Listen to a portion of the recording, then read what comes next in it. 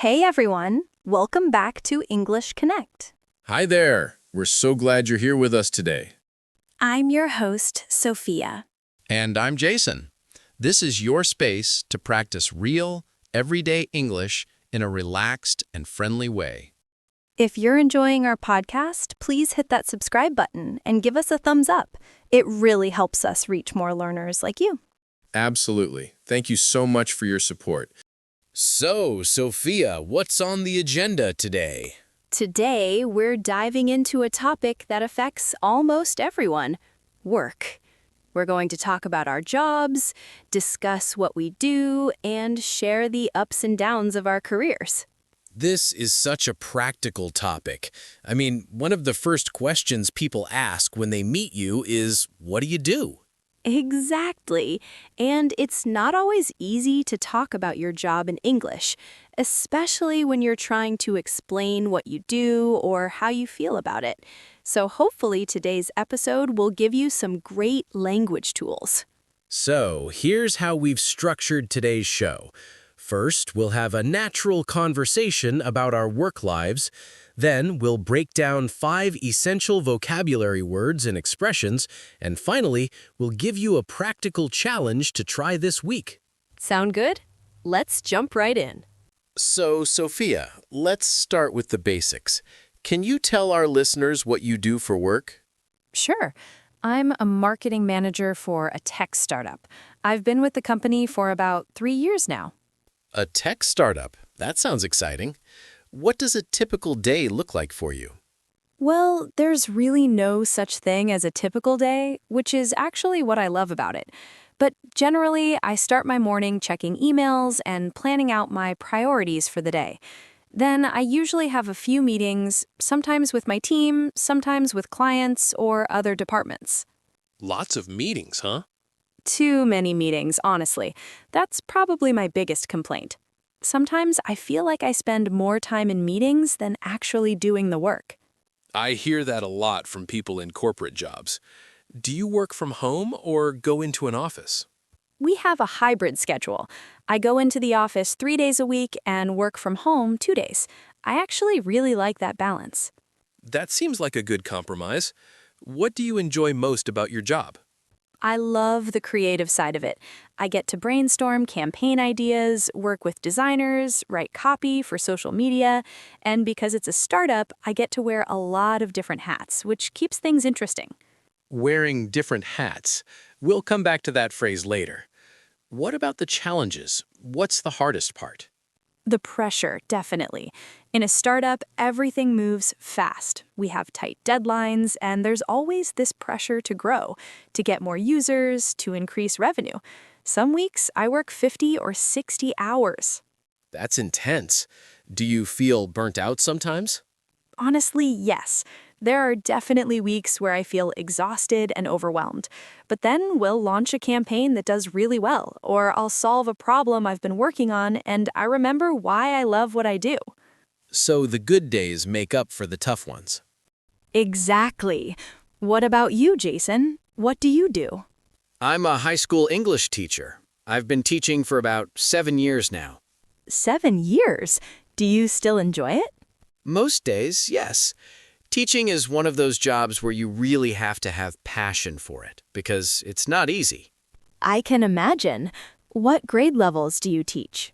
Mainly 10th and 11th grade, so 15 to 17-year-olds. I teach literature and writing classes. That age group can be challenging, right? Teenagers aren't always the most motivated students. You're not wrong. Some students are incredibly engaged and love reading and discussing books. Others would rather be anywhere else. That's the reality of teaching. How do you deal with students who don't want to be there? You try to find ways to make the material relevant to their lives. Instead of just teaching Shakespeare because it's in the curriculum, I try to connect it to themes they care about: relationships, identity, rebellion. When they see themselves in the story, they're more likely to engage. That's really thoughtful. What's your favorite part of teaching? Those moments when you see a student finally understand something they've been struggling with, or when a student who hated reading at the beginning of the year tells you they actually enjoyed the last book we read. Those small victories mean everything. That must be so rewarding. What about the downsides? Oh, where do I start? The pay is definitely not great. I think people outside of education don't realize how little teachers make, especially considering the hours we work. You work outside of school hours too, right? All the time. I'm grading papers at night, planning lessons on weekends. During busy weeks, I might grade 100 essays. And then there's parent-teacher conferences, faculty meetings, professional development workshops. That's a lot of unpaid overtime. It is, and the bureaucracy can be frustrating. So many rules and procedures, standardized tests we have to prepare students for.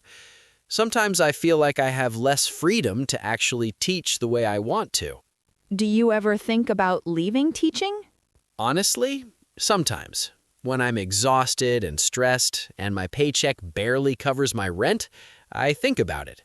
But then a student writes me a thank you note, or I see a former student who tells me my class made a difference, and I remember why I got into this field. It sounds like teaching is more than just a job for you. It's a calling. I think that's true for most teachers who stick with it. You have to really care about making a difference in young people's lives. Do you feel that way about your job? I don't think I'd call it a calling. I enjoy what I do, and I'm good at it, but I could see myself doing other things too. Marketing just kind of fell into my lap. How did you get into it? Kind of by accident, actually. I studied communications in college, and my first job after graduation was an assistant position at a marketing agency. I learned on the job, worked my way up, and here I am. Do you think you'll stay in marketing long term? I'm not sure. Maybe. Or maybe I'll switch to a different industry. One nice thing about marketing is that every company needs it, so the skills are transferable. That's a good point. Teachers have the opposite problem. Our skills are pretty specific to education. Have you always wanted to be a teacher? Actually, no. In college, I thought I might become a writer or a journalist. But in my senior year, I started tutoring students, and I realized I really enjoyed teaching. So I got my teaching credential, and that was that. Any regrets? About becoming a teacher? No. About not choosing a more lucrative career? Sometimes, I'll admit it. But money isn't everything. True, though it definitely helps. My job pays well, which allows me to live comfortably and travel, which I love. But I don't know if I'm making a real difference in the world, you know? I think marketing can make a difference. You're helping businesses grow, you're creating jobs. That's a nice way to look at it. I guess I sometimes compare myself to people like you, teachers, nurses, social workers, and feel like my work is less meaningful. Don't discount what you do. Every job has value. And besides, work doesn't have to be your whole identity. You can find meaning in other parts of your life. That's true. I volunteer at an animal shelter on weekends. That feels meaningful to me. See? That's great. Speaking of work-life balance, how do you unwind after a stressful workday? I try to exercise. I'll go for a run or do a yoga class. It helps clear my head. What about you? I read, actually, which is funny because I spend all day teaching literature, but reading for pleasure is different. It's my escape. Do you ever bring work stress home with you? All the time. My girlfriend gets frustrated with me sometimes because I'll be thinking about a difficult student or worrying about a lesson plan during dinner. I do the same thing. I'll check my work email at 10 p.m., which I know I shouldn't do. We both need better boundaries. Definitely. You know what's interesting? Our jobs are so different, but we face some similar challenges. Stress, long hours, that feeling of never really being off. That's modern work culture for you. Everyone's expected to be available all the time. It's exhausting. Do you think you'll teach until you retire? I'd like to think so, but who knows? Maybe I'll get burnt out and need a change. Maybe I'll move into administration. Maybe I'll finally write that novel I've been thinking about for years. You should write it. I'd love to start my own business someday. Maybe a consulting firm or something. That sounds ambitious. Would you be ready to give up the stability of a regular paycheck? That's the scary part. I like the idea of being my own boss, but I also like knowing exactly how much money I'll make each month. That's the trade-off. Teachers have job security and benefits, but we'll never get rich. Entrepreneurs can make a lot of money, but there's huge risk involved. Every career path has pros and cons, I guess. There's no perfect job. Unfortunately not, but I think the key is finding work that aligns with your values and uses your strengths. Well said, and being willing to make changes if something isn't working for you. Absolutely. People aren't stuck. If you're miserable at your job, you can always look for something else. Though that's easier said than done, especially if you have financial responsibilities. Fair point. We're lucky that we both generally enjoy what we do, even with the challenges. We really are. I think our listeners probably have a good sense now of what work life is like for both of us. Yeah, we covered a lot. The good, the bad, and the exhausting. All right, everyone, let's break down some of the key words and expressions that came up in our conversation. These will be super useful when you're talking about work. We're going to focus on 5 really practical terms. As always, don't try to memorize everything at once. Just focus on what seems most relevant to you. First up, wear different hats. I mentioned that I wear a lot of different hats at my startup job. Jason, what does this expression mean? This is a great idiom. When you wear different hats, it means you have multiple roles or responsibilities. In other words, you do many different types of tasks, not just one thing. Right. So in my job, I might be a writer one day, a project manager the next day, and a data analyst the day after that. I'm wearing different hats depending on what needs to be done. This expression is really common in small companies or startups where people have to be flexible, but it can apply to any job where you do varied tasks.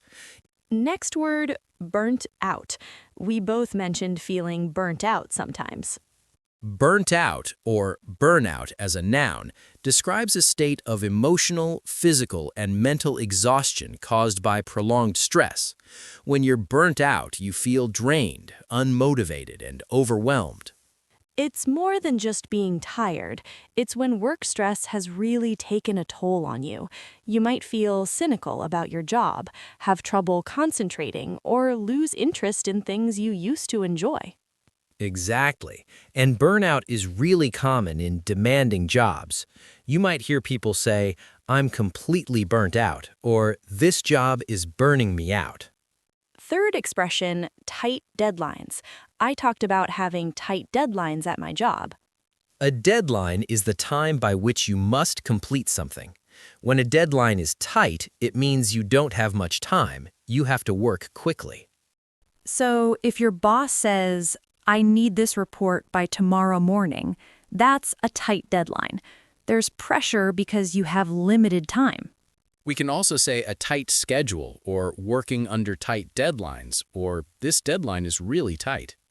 Number 4, make a difference. Jason, you talked about making a difference through teaching. To make a difference means to have a positive impact or effect on something or someone. When you make a difference, you're changing things for the better. Teachers make a difference in students' lives. Doctors make a difference in patients' health. Volunteers make a difference in their communities. It's about having a meaningful, positive impact. Right. And people often talk about wanting to make a difference when they're discussing their career goals or values. I want a job where I can make a difference, or she's really making a difference in the world. Last one, work-life balance. This is such an important concept. Work-life balance refers to the equilibrium between time and energy spent on your job versus time and energy spent on your personal life. Family, hobbies, rest, relationships. Someone with good work-life balance doesn't let work dominate their entire life. They make time for things outside of work. Someone with poor work-life balance might work 80 hours a week and never see their friends or family. It's about finding a healthy balance so you're not sacrificing your well-being and relationships for your career. Perfect. So let's recap. Wear different hats, burnt out, tight deadlines, make a difference, and work-life balance. 5 super useful terms for talking about your career and work experiences. Well, Jason, I really enjoyed our conversation today. It's not often we get to really talk about what we do and how we feel about our jobs. I enjoyed it too, and hopefully our listeners picked up some useful language and ideas for talking about their own work. Speaking of which, let's give everyone their challenge for this week. Yes, so here's what we want you to do. In the comments, tell us about your job. What do you do? What do you like about it? What's challenging about it? And try to use at least one of the vocabulary words we taught today. Wear different hats, burnt out, tight deadlines, make a difference, or work-life balance. For example, you could write, I'm a nurse and I love making a difference in patients' lives, but the tight deadlines can be stressful. Or, I work in customer service and I wear different hats, answering calls, responding to emails, and training new employees. If you're a student and don't have a job yet, that's totally fine. Tell us about your dream job or what field you want to work in. We love reading your comments. It helps us understand our audience better and gives us ideas for future episodes. And remember, writing in English is great practice. Don't worry about making it perfect. Just try your best. Before we go, if you found this episode helpful, please give it a thumbs up and share it with anyone who's learning English. Word of mouth really helps us grow. And if you haven't subscribed yet, what are you waiting for? Hit that subscribe button so you don't miss our next episode. We release new episodes every week, and each one focuses on a different topic to help you practice real-world English. You know, talking about work today made me realize how much we can learn from each other's experiences. Everyone's career journey is different. That's so true. And whether you love your job or you're still figuring out your career path, remember that it's okay to make changes and try new things. Your job doesn't define you as a person.